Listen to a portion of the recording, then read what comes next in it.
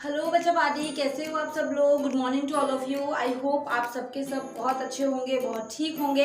बहुत ठीक तो नहीं बोल सकते क्योंकि बहुत सारे बच्चे भी जो हैं वो कंपार्टमेंट को लेकर बहुत ज़्यादा परेशान हैं। हालांकि कई बच्चे ऐसे हैं कि जिन्होंने रीचेकिंग और रिवैल्यूएशन का फॉर्म भरा हुआ है, स्टिल रिजल्ट जो है वो नहीं आ रहा है और कंपार्टमेंट का पेपर अलग उन्होंने देना है। मतलब कन्फ्यूजन अभी भरी हुई है कि मैम रीचेकिंग में अगर पास होते हैं नहीं होते हैं, क्योंकि रिजल्ट ने लटका रखा है हम लोगों को और कंपार्टमेंट का फॉर्म हमारी डेट जो है वो निकलती जा रही है, विद फाइन जो है हमें फॉर्म को भरना पड़ेगा। तो ऐसे में क्या करें, और कंपार्टमेंट का जो एग्जाम रहने वाला है वो किस तरीके का रहने वाला है, पेपर कैसा होगा, किस तरीके के क्वेश्चंस पूछे जाएंगे, किस तरीके का फॉर्मेट रहने वाला है, किस तरीके का लेवल रहने वाला है। There are so many questions जो कि हमारे दिमाग में घूम रहे हैं, है ना। तो वो चीज़ कॉमन है, घूमेगी। परेशान मत हो, ये वीडियो आप लोगों के लिए ही है, तो वीडियो को ध्यान से देखिएगा, स्किप मत करिएगा। और पहली बार अगर आप चैनल पर आए हैं, पहली बार मुझसे इंटरेक्ट हो रहे हैं, तो चैनल को सब्सक्राइब करके बेल आइकन प्रेस करिएगा ताकि ऐसी ही वीडियोस आप लोगों को टाइम टू टाइम मिलती रहे। ओके, फर्स्ट ऑफ ऑल अगर मैं बोलूँ आप लोगों को कि जितने भी बच्चे कंपार्टमेंट वाले हैं, जैसे 12th वाले स्टूडेंट्स हों चाहे 10th वाले स्टूडेंट्स हो, आप लोगों को आगे के एडमिशन पर फोकस करना है। मैंने बहुत पहले आप लोगों को बोल दिया था, अगर आप कर रहे हैं that is well and good, अगर नहीं हो रहा है इट्स ओके, कोई बात नहीं, कंपार्टमेंट के एग्जाम की प्रिपरेशन करनी है, ठीक है। 12th क्लास वाले चाहे 10th क्लास वाले हों, अगर आप रीचेकिंग या रिवैल्यूएशन पर रुके हुए हैं कि हाँ हम रिजल्ट पर डिपेंड है पूरी तरीके से कि रिजल्ट को जो है वो इस टाइम पर अगर वो हम पास हो जाते हैं तो हम लोग आगे से पेपर देने से बच जाएंगे, जो कि हम लोगों ने डिसाइड किया था। बट इन केस अगर बोर्ड ने मार्क्स आपके नहीं बढ़ाए या फिर इन केस आपको अगेन फेल कर दिया, तो आपको कंपार्टमेंट वाली चीज़ को भी अपने माइंड में लेके रखना है कि कंपार्टमेंट का जो पेपर है उसकी लास्ट डेट जो है वो क्या है, मतलब कब जो है उसके पेपर होंगे, उसकी जो डेट है फॉर्म की वो कब तक है, विद फाइन, ठीक है। आप लोग इतने ज़्यादा परेशान मत होइए, अगर आप रिस्क ले ही रहे हैं तो इट्स ओके, रीचेकिंग का वेट कीजिए, रिवैल्यूएशन का वेट कीजिए, विद फाइन आप लोगों ने कंपार्टमेंट का फॉर्म भर देना है, तो परेशान होने की ज़रूरत नहीं है, थोड़ा सा सिर्फ पेशेंस रखना है। ओके, अब इसके बाद में बच्चे जो हैं, अब दिमाग में ये क्वेश्चन आ रहा है कि मैम जुलाई में एग्जाम है या फिर कईयों के एग्जाम सितंबर में है। आइदर वो लोग साइंस का पेपर दे रहे हैं, मैथ्स का पेपर दे रहे हैं, अकाउंट्स बायोलॉजी का दे रहे हैं, या फिर 12th है या 10th है। कुछ चीज़ों का आप लोगों ने ध्यान रखना है। और जो क्वेश्चन आप लोगों के दिमाग में आ रहे हैं ना related to compartment exam in जुलाई और सितंबर, तो उनके लिए मैं आप लोगों को बता देती हूँ। सबसे फर्स्ट क्वेश्चन आप लोगों के माइंड में जो आ रहा है कि पेपर कैसा बनेगा, मतलब कि हार्ड रहेगा या इजी रहेगा। तो पेपर का लेवल मॉडरेट रहता है, ना बहुत आसान ना बहुत हार्ड। ओके, जो स्ट्रक्चर जो पैटर्न आप लोगों ने लास्ट ईयर फाइनल एग्जाम्स में देखा था वही सेम स्ट्रक्चर आपको देखने के लिए जुलाई और सितंबर में मिलेगा। तो आप लोगों को इतना ज़्यादा परेशान नहीं होना है। मैंने आप लोगों को बोला ही है, प्रीवियस ईयर क्वेश्चन पेपर को देखते रहिए, सेम टू सेम स्ट्रक्चर आप लोगों को आप देखेंगे। You will see in supplementary exam और कंपार्टमेंट एग्जाम जुलाई और इन सितंबर। ओके, तो फर्स्ट क्वेश्चन का आंसर आई होप आप सब लोगों को मिल गया होगा। आपके कमेंट्स जो है ना मैं देखती रहती हूँ और कमेंट के अकॉर्डिंग ही आप लोगों के जवाब के मतलब कि उस पर मैं एक पर्टिकुलर वीडियो बनाती हूँ, तो ये वीडियो इसीलिए, ठीक है। थोड़ी सी लंबी होगी लेकिन आपको सब सवालों के जवाब मिल जाएंगे। सेकंड क्वेश्चन इज कि मैम ऑब्जेक्टिव टाइप क्वेश्चंस कितने होंगे या फिर मैम उसमें एमसीक्यूज कितने आएंगे, जो कि सबसे ज़्यादा फेवरेट चीज़ रहती है, तो लोगों ने मुझे बताया। तो एमसीक्यूज यहाँ पर आप लोगों के 15 to 16 to 17 सिर्फ इतने मान के चलिए, 20 मैक्सिमम आ सकते हैं, but there is no guarantee कि आप लोगों को 20 एमसीक्यूज आए। लक अच्छा है 20-22 एमसीक्यूज निकल जाएंगे, अदरवाइज 15 मिनिमम एमसीक्यूज आपको देखने के लिए मिल सकते हैं, 12-13 भी देखने के लिए मिल सकते हैं। तो कोई भी बोर्ड का भरोसा नहीं है कि कितने एमसीक्यूज वो डालता है, ठीक है। तो इस चीज़ का आपको थोड़ा सा ध्यान रखना है। इसके ऊपर डिपेंड नहीं होना कि इतने एमसीक्यूज हैं तो इतने ही आएंगे, हम बाकी की प्रिपरेशन करें। नो, आप लोगों को उसी वे से प्रिपरेशन करनी है जिस तरीके से, मतलब मिनिमम लेके चलना है कि हार्ड पेपर हो सकता है। Okay, so you have to take कि इस तरीके से आप लोगों को प्रिपरेशन करनी है कि वहाँ पर हमें कोई रिस्क की गुंजाइश ना बचे, ठीक है। उसके बाद में थर्ड क्वेश्चन कि मैम अब सितंबर में एग्जाम है, मतलब सितंबर में एग्जाम तो बहुत दूर हो जाएगा, सिलेबस के ऊपर क्या करेंगे, आपकी सिलेबस जो जुलाई वाला कैसा रहेगा, सितंबर वाला कैसा रहेगा। तो सिलेबस आप लोगों का सेम रहेगा। ओके, और एक चीज़ मैं आप लोगों को बोल देती हूँ, देखो सिलेबस चेंज हो या फिर ना हो, इतना ज़्यादा सिलेबस चेंज नहीं हुआ है कि बहुत ज़्यादा, जैसे बोलते हैं ना कि 100 में से आप लोगों के सिर्फ 30-40 चीज़ रह गई हूँ, बाकी 60-70 डिलीट हो गई हूँ, नहीं है ना। 100 में से अगर मैं बोलूँ तो 10% अगर आपकी कोई चीज़ें चेंज हुई हैं, बट 90% तो सेम है ना। तो आप लोगों को पता है, आपको वेल एंड गुड तरीके से पता ही है कि किस तरीके से कौन से चैप्टर्स जो हैं वो भी कटे हैं। 10th क्लास के अंदर कौन से चैप्टर्स कम हुए हैं, 12th क्लास के अंदर कौन से चैप्टर्स कम हुए हैं। तो उन सब्जेक्ट्स को छोड़ के, उन चैप्टर्स को छोड़ के आप बाकी चैप्टर्स की प्रैक्टिस कर सकते हैं ना। आपको उसी चैप्टर पर नहीं रहना है कि हाँ ठीक है इस चैप्टर की प्रिपरेशन पर लग जाते हैं, उसके बाद में दूसरे की लग जाते हैं, तीसरे की लग जाते हैं। जो जो चैप्टर्स आपको लगता है कि ये पक्का आते ही हैं उन पर लगिए। ओके, अब दिमाग में क्या आता है कि मैम हमें कैसे पता लगेगा कि कौन से चैप्टर आएंगे, कौन से चैप्टर नहीं आएंगे, कौन से क्वेश्चन हमेशा बनते ही हैं। जैसे बहुत सारे बच्चे कमेंट कर रहे हैं कि मैम वो क्वेश्चन, वो चैप्टर्स बताइए जो हमेशा आते हैं। तो प्रीवियस ईयर क्वेश्चन पेपर बच्चों आपके पास हैं, नहीं है तो साइट पर अवेलेबल है, तो परेशान होने की जरूरत नहीं है। You can go on HBSE और CBSE साइट और वहाँ से आपको प्रीवियस ईयर क्वेश्चन पेपर मिल जाएंगे।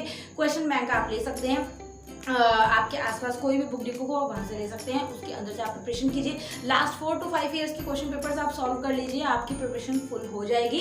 वहाँ से आपके पासिंग मार्क्स तो आराम से निकल जाएंगे, 50, 55, 60 प्लस स्कोर आपका आराम से आ जाएगा अगर आप प्रीवियस ईयर क्वेश्चन पेपर को ही सॉल्व कर लेते हैं। ओके, तो पेपर का पैटर्न ज़्यादा मुश्किल नहीं रहेगा, सेम पैटर्न रहेगा, तो परेशान होने की ज़रूरत बिल्कुल भी नहीं है।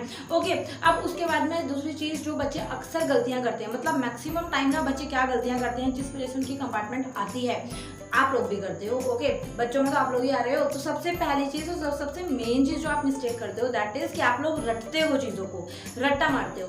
जैसे मैं अपना एग्जांपल दूँ ना, जैसे मेरे आप लोगों को पता है कि कॉलेज की स्टडी चल रही है, मेरे खुद के एग्जाम अभी आने वाले हैं, तो मैं चीज़ों को रटती नहीं हूँ, मैं चीज़ों को समझती हूँ। अगर आपको बेस समझ आ गया ना चीज़ का, तो आपके पास उससे रिलेटेड कुछ भी आ जाए आप आराम से वो कर लोगे। ठीक है, जैसे फॉर एग्जांपल अगर मैं आप लोगों को बोल देती हूँ कि आपको टेबल्स लर्न करने हैं, 2 to 10 तक आपको टेबल लर्न करने हैं। और टेबल ऐसे नहीं, जैसे क्या होता था पहले टाइम में हम क्या करते थे कि उंगलियों पर कर लेते थे टेबल्स को, है ना, या फिर 2 2 4 है तो 2 में 2 ऐड कर रहे हैं दिमाग में, फिर 3 पे कर रहे हैं तो 4 में और 2 ऐड कर रहे हैं, इस तरीके से करते हैं। मतलब वो रट रहे हैं हम, है ना, रोड लर्निंग हो रही है वो। बट हमें लड़ना मतलब कि रट्टा नहीं मानना होता, हमको समझना होता है इन चीज़ों को। अब टेबल को तो हम क्या ही समझेंगे, है ना, तो उनको तो हमें रैंडमली लर्न करना पड़ेगा। ऐसे ही मैं अगर एग्जांपल दे लूँ आप लोगों से, कोई भी हिंदी का कोई चैप्टर या फिर इंग्लिश का एक चैप्टर है, इंग्लिश में भोली वाला चैप्टर है, अगर उस चैप्टर के आप क्वेश्चन आंसर्स, जैसे बुक के अंदर 5 क्वेश्चन दिए हैं तो हमने वो 5 क्वेश्चन को ना रट लिया, एकदम रट्टा मार लिया अच्छे से। लेकिन जो क्वेश्चन है वो आपका इंटरनल बनकर आ गया और उसमें पूछ लिया कि भोली के जो पापा थे उसका नेचर कैसा था, भोली जो थी उसका नेचर कैसा था, या फिर भोली की जो एजुकेशन थी उसके ऊपर बताइए। तो अब आप लोगों ने तो उन्हीं 5 क्वेश्चन को रट्टा मार रखा है, आपको उसके आगे का तो ABCD पता नहीं है। बट अगर आपने वो चैप्टर्स का कॉन्सेप्ट पढ़ रखा होगा, आपने बेस पढ़ रखा है ना कि हाँ ये चीज़ जो है वो इस तरीके से थी इस चैप्टर के अंदर, तो आपको कोई भी क्वेश्चन आए यू कैन डू ईजिली। ठीक है, कि आपको चैप्टर्स का बेस पता है। ओके, जैसे आप लोगों ने एग्जांपल देखा ही होगा ना कि अगर हम कोई बिल्डिंग भी बना रहे हैं तो उसकी जो नींव होती है, जिसको आधार, जिसको बेस बोला जाता है, वो स्ट्रॉन्ग बनाते हैं। देखा ना, नीचे कितना ज़्यादा सीमेंटेड रखते हैं, नीचे कितने ज़्यादा पिलर्स लगाते हैं, कितना ज़्यादा सेफ्टी रखी जाती है ताकि आगे जाके प्रॉब्लम ना हो। जैसे अर्थक्वेक वगैरह है तो बिल्डिंग्स गिरती हैं, वो इसीलिए क्योंकि उनकी जो नींव होती है ना वो कमज़ोर होती है। तो इतनी बड़ी बड़ी बिल्डिंग्स गिर जाती हैं, तो आप लोग क्या चीज़ हो। इसलिए मैं बोलती हूँ कि रिजल्ट तभी अच्छा बनता है जब आप लोगों का बेस स्ट्रांग हो और आप लोगों के कॉन्सेप्ट स्ट्रांग हो कि हाँ इस कॉन्सेप्ट को हम इस तरीके से करना। तो प्रीवियस ईयर क्वेश्चन जब भी करो ना, रट्टा नहीं मारना, आप लोगों को सिंपल एक चीज़ करनी है दैट इज़ कि उनके कॉन्सेप्ट को देखना है। जैसे मान लो कि किसी बच्चे की मैथ्स में कंपार्टमेंट है या फिर किसी बच्चे की साइंस में कंपार्टमेंट है, तो आपको ये देखना है कि प्रीवियस ईयर 4-5 ईयर्स के जो क्वेश्चन पेपर्स हैं उनके अंदर किस टाइप के क्वेश्चन आए हैं, कौन कौन से क्वेश्चन आए हैं, ये नहीं देखना है। ये गलती करते हो इसलिए कंपार्टमेंट आई है, ये नहीं देखना। आपको देखना है कि किस टाइप के क्वेश्चन आए हैं, what is the concept in those question. ठीक है, व्हाट इज द बेस। तो आपको बेस अगर समझ आ जाता है तो आप आराम से कर सकते हो। मैं ये जो लाइन है ना, ये शायद हर वीडियो में बोलती हूँ जब भी आप लोगों को एग्जाम से रिलेटेड बताती हूँ। तो इसलिए रट्टा नहीं मारना है, रोट लर्निंग को इग्नोर करके आप लोगों को बेसिक नॉलेज जो है वो उसकी सीखनी है। ठीक है, चाहे आप साइंस प्रिपरेशन कर रहे हो, चाहे SST कर रहे हो, अगर जो चैप्टर्स थ्योरी वाले सब्जेक्ट्स हैं, मतलब लर्न करने वाले सब्जेक्ट्स, उनके चैप्टर्स को पढ़िए, बना बना के लिखने की हैबिट डालिए। जो कि मेरे पास जो भी बच्चे ट्यूशन्स के लिए आते हैं ना, या फिर जो मेरी क्लासेस में रहते हैं बच्चे जो कि 10th 11th 12th के होते हैं या फिर 8th 9th 7th के भी होते हैं, मैं 6th क्लास से उनको ये समझाने लग जाती हूँ कि आपको बना बना कर लिखने का टैलेंट आना चाहिए। You have to know about how to write in own words any answer. आपके पास कोई भी आंसर आ जाए, आपको पता होना चाहिए कि हम उसको अपनी भाषा में कैसे लिखें। फॉर एग्जाम्पल अगर मैं आपको बोलूँगी अपनी फैमिली के बारे में आपको 10 या 20 लाइन लिखनी है तो आप आराम से लिख लोगे। अगर मैं आपको बोलूँ आपको अपनी फेवरेट गेम के बारे में कुछ बताना है तो वो भी आप आराम से बता दोगे। अगर मैं बोलूँ कि आपको अपनी फेवरेट हीरो या हीरोइन के बारे में कुछ बताना है या कुछ लिखना है या कुछ स्पीच बोलनी है, अगर क्वेश्चन सुनने का टाइम बोलूँगी तो वो आप नहीं सुना पाओगे। बट अगर रेंडमली मैंने आपसे बोला ना अपनी फेवरेट हीरो या हीरोइन के बारे में बताओ, तो आराम से आप सब कुछ बता दोगे। कैसे बता दोगे? क्योंकि आपको उसके बारे में अच्छे से पता है। अब आपने उसके बारे में लर्न किया था? नो, आपने लर्न नहीं किया, आपका उसमें इंटरेस्ट था, आपको उसका बेसिक पता था, तो आपने आराम से बता दिया। तो जो चीज़ हमें पता होती है ना, उसका ऑटोमेटिकली हमारे मुंह पे वो चीज़ चढ़ जाती है। इसी तरीके से सेम यही कॉन्सेप्ट रखना है। हो सकता है कंपार्टमेंट वाली एग्जाम में ही टॉप कर जाओ, सबसे ज़्यादा फुल मार्क्स आपके उस एग्जाम में बने, और ये होता है। ओके, बहुत सारे बच्चे जो है ना ये गलतियाँ सुधारते हैं और बहुत अच्छा इंप्रूव करते हैं। और सबसे लास्ट चीज़ जो अब आप लोगों ने करनी है कि अब आपके पास 30, 35, 40, 60 दिन जो भी पड़े हैं, जिनका जुलाई में पेपर है, सितंबर में पेपर है, 1-2 महीने आप लोगों के पास जो भी पड़े हैं, उसमें आप लोगों की ये सोचना है कि चलो 11th की स्टडी तो हम लोगों को करनी है, या फिर कॉलेज में है या फिर 11th में वो स्टडी करेंगे, 1 या 2 पेपर की प्रिपरेशन करनी है। ओके, जब आप लोग 10th क्लास वाले 6-7 पेपर जो है वो कर सकते हैं, तो एक सब्जेक्ट के 2 सब्जेक्ट की प्रिपरेशन क्यों नहीं कर सकते। और 11th क्लास में है तो इतना ज़्यादा टेंशन लेने की, इतना ज़्यादा स्ट्रेस लेने की जरूरत नहीं है कि किस तरीके से प्रिपेयर करें, क्या होगा क्या नहीं होगा, कितने सारे सब्जेक्ट्स हैं, आगे की टेंशन मत लो, अभी पहले इसके ऊपर फोकस करो। उन सब्जेक्ट्स को पढ़ना है बट पासिंग एवरेज के साथ पढ़ो, इन सब्जेक्ट की प्रिपरेशन इस तरीके से करो कि हमें इसमें ही सबसे ज़्यादा मार्क्स लेकर आने हैं। ओके, बाकी मैं कुछ टाइम में कम्युनिटी टैब के अंदर सारे सब्जेक्ट्स की प्रीवियस ईयर वीडियोस डाल दूँगी, ताकि आप लोगों को वहाँ से थोड़ा आइडिया मिले, आप लोग वहाँ से सीखें। ओके, तो अच्छे बच्चों की तरह प्रिपरेशन में लग जाओ।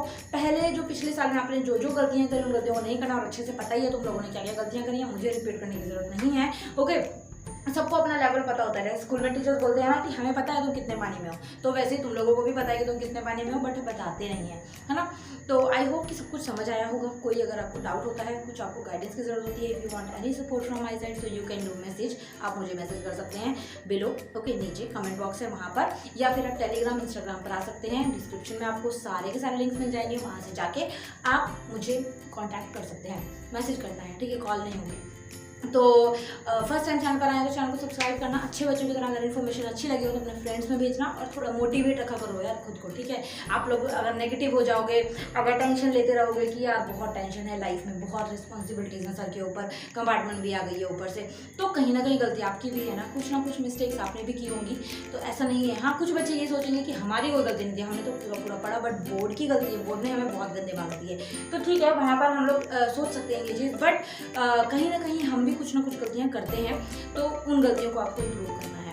ओके, और कंपार्टमेंट, और ये जो मैंने बता दिया, कंपार्टमेंट के फॉर्म का ध्यान रखो। डेट जो है वो लास्ट कब तक है, और लास्ट डेट अगर विद फाइन है तो कोई बात नहीं, परेशान मत हो, रीचेकिंग रिवोल्यूशन का रिजल्ट आने दो, लास्ट डेट पे टाइम भर देना, इट्स ओके। डबल फीस देनी पड़ेगी, बट अगर आप पे करने के कैपेबल हो कि हाँ पेरेंट्स दे देंगे, इट्स ओके, तो कर देना। ओके, और गर्मी जो है जिसको बोल सकते हैं, आप लोग देख सकते हो कि हर 2 मिनट के बाद मेरा जो फेस है वो पसीने से भीग जाता है, और मुझे बार बार पसीने को जो है वो हटाना पड़ता है, क्योंकि फ़ैन मैं ऑन नहीं कर सकती, क्योंकि बहुत ज़्यादा फिर उससे नॉइज़ पॉल्यूशन हो जाता है, और नॉइज़ पॉल्यूशन नहीं करना ना हम लोगों को, है ना। तो बच्चे वीडियो में जो बताया उसको फॉलो करने की कोशिश करना। कोई डाउट हो, कुछ ना समझ आए, कमेंट करना, ठीक है। और चैनल पर पहली बार आए सब्सक्राइब और लाइक कर देना वीडियो को, शेयर करना इसको अपने दोस्तों में। ओके, नेक्स्ट वीडियो मिलते हैं। Thank you so much for watching, bye bye.